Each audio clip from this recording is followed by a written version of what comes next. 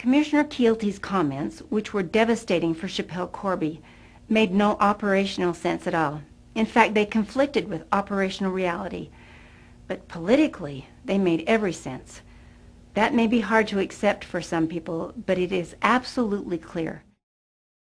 But there have also been cases where baggage handlers at Sydney Airport have been arrested for using, innocent human mules to carry drugs aboard for them. Yes, I mean, I don't know about that. You'd have to talk to the police. You'd have to talk to the police. You'd have to talk to the police.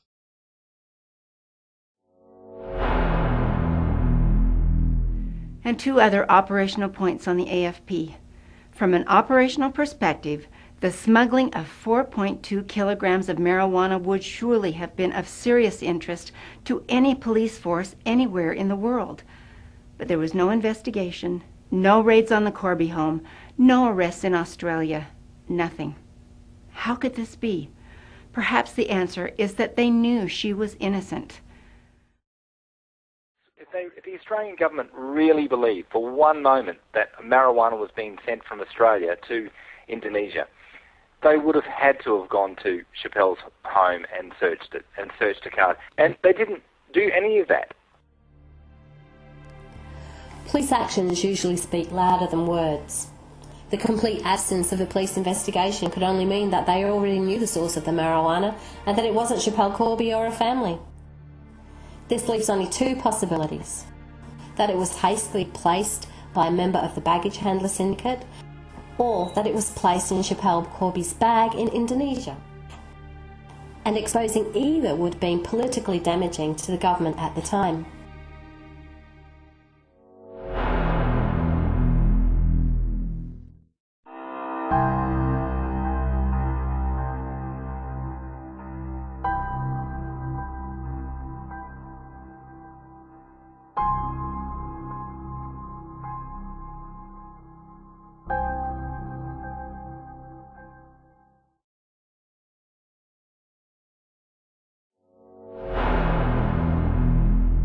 Then there are the missing CCTV tapes, which Schapelle Corby begged for, but which the AFP were unable to provide. Why? Here we have an airport which is a major gateway to a Muslim state with the post-9/11 sensitivities in play. But more, a massive drug operation on the airport at the very same time that Schapelle Corby passed through. Yet no CCTV tapes. Are we really supposed to believe that? Perhaps the real reason is that the tape showed that Schapelle's bag was empty when she checked in.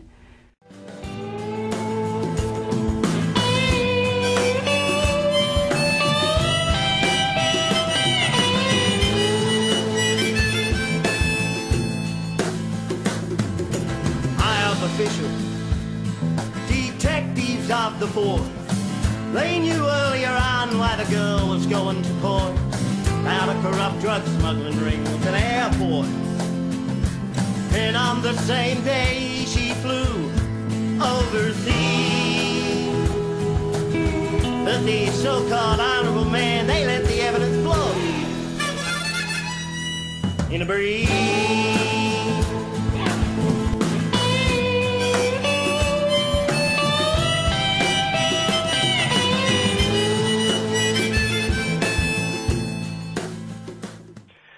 Well, the Transport Minister took 9 months and arrogantly dismissed my questions, refused to answer them, and refused to indicate who was even responsible for the security cameras at Sydney Airport. In fact, he did a Pontius Pilate, Alex, and washed his hands and has now passed the poison chalice to Senator Ellison. Labor backbencher John Murphy and a spokesperson for the Justice and Customs Minister, Chris Ellison, told AM the minister was unavailable for comment, but he is considering a response.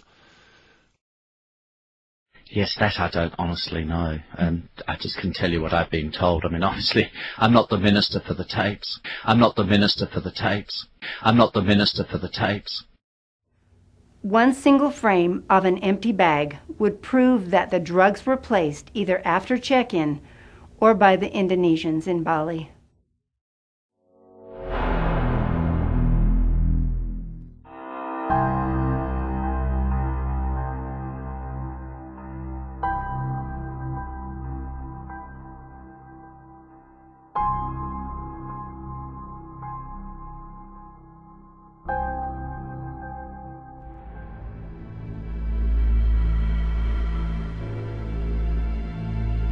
Any police agency in the world would have an interest in the source of 4.2 kilograms of marijuana. But in Australia, there was no AFP investigation and apparently no interest at all in identifying those involved or responsible. Perhaps they knew that any such investigations would prove Schapelle Corby's innocence. In contrast, the AFP was very interested in helping to seize the much-needed book royalties, launching a serious investigation and intensive surveillance operation. The operation was successful. Schapelle Corby's desperately needed funds were seized under proceeds of crime legislation.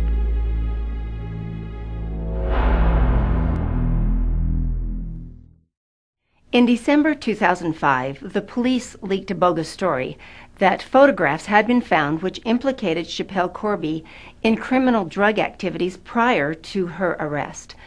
The reality was that a petty criminal was one of many Australian tourists who had their picture taken with Schapelle while she was actually on remand in the Bali prison. The setting of some of the photographs was also obvious, but regardless, the story was run with shocking support comments from the AFP. If any evidence existed about Schapelle Corby, there was always a risk that it would come to light eventually. These photos do not appear to have been taken in a prison setting.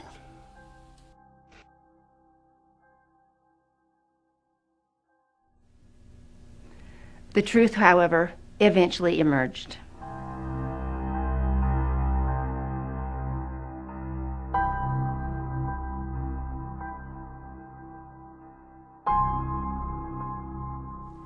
But the AFP had already helped to associate Schapelle with drugs in the public mind.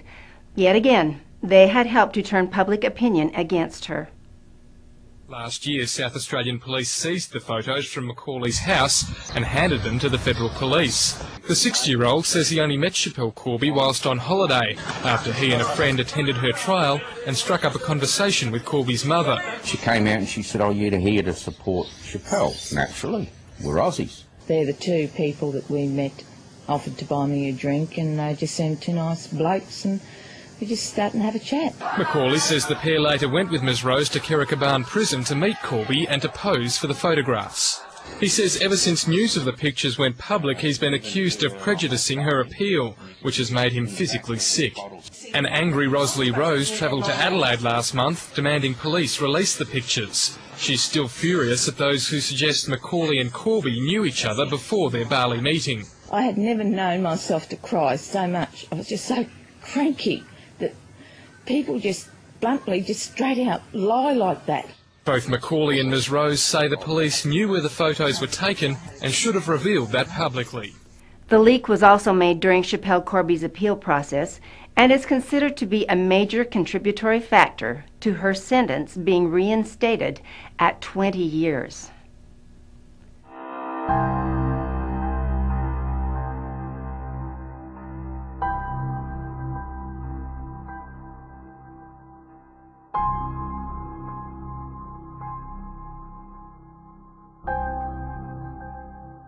Schapelle Corby found out that she was back to facing 20 years in Croppacan jail last night, but her lawyer visiting the prison today said she was still shattered by the rejection of her final appeal. Both men blamed the Australian government and Federal Police Chief Mick Kelty for the appeal loss, saying that the emergence of photos showing Schapelle Corby with another accused drug trafficker had influenced the judges. No action was ever taken against any police officer as a result of this extremely damaging leak of false information.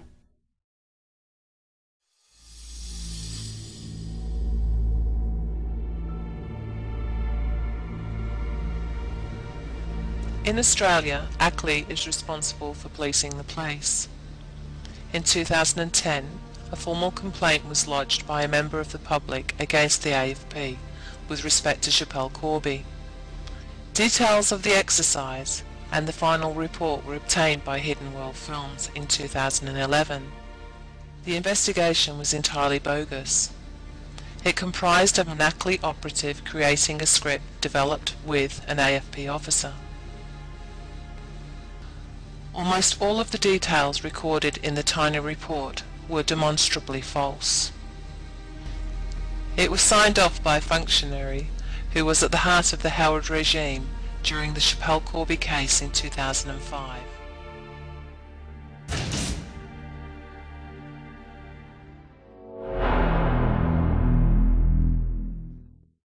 Both the lack of the AFP investigation into the source of the marijuana and the missing CCTV footage clearly indicate the innocence of Schapelle Corby. Whether the marijuana was placed by baggage handlers or by the Indonesians in Bali, the political implication is huge.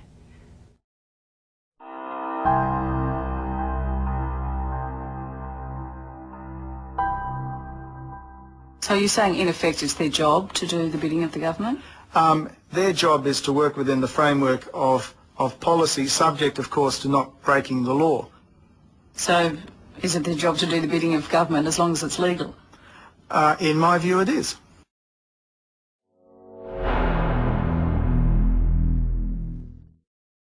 We have hugely damaging and ridiculous statements. We have missing evidence. We have repeated failures to investigate. We have leaking of false information to the media.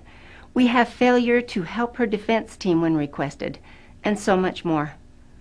Given the sheer volume, it is hard to see how this could be considered to be anything other than a political campaign against a citizen in desperate need of help.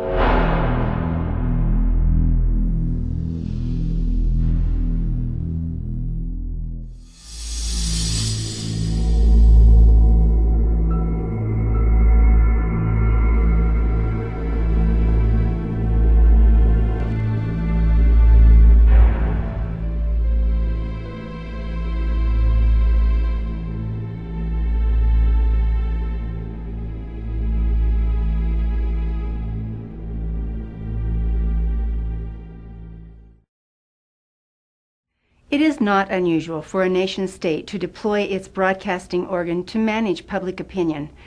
This can range from subtle suggestion to blatant propaganda.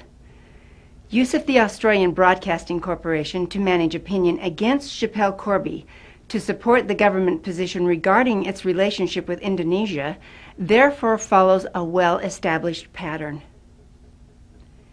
It embraces not only news output, but also culture and entertainment and guidance of commercial media channels.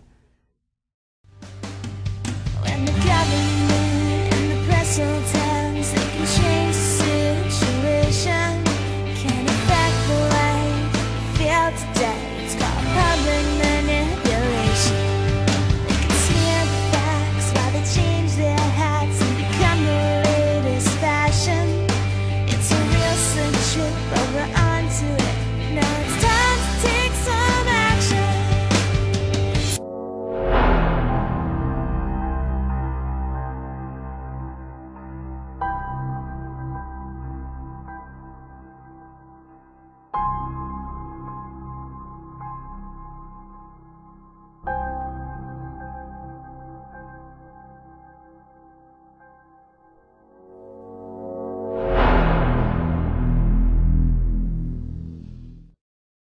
Government orchestration of commercial channels is primarily conducted through